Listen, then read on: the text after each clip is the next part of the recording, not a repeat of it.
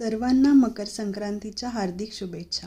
संक्रांतीच्या निमित्ताने आज आपण बनवणार आहोत तिळाचे लाडू.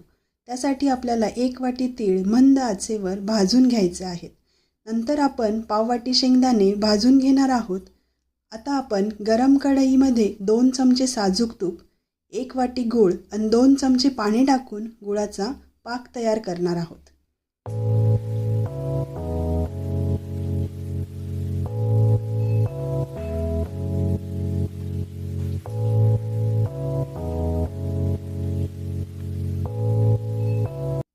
पाक तयार झाल्यानंतर यामध्ये आपण भाजलेले तीळ आणि शेंगदाणे ॲड करणार आहोत. हे मिश्रण मस्त एकजीव करूया आणि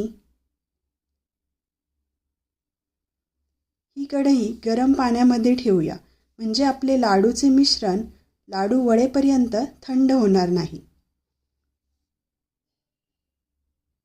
चला तर मग आता आपण लाडू वळून घेऊया.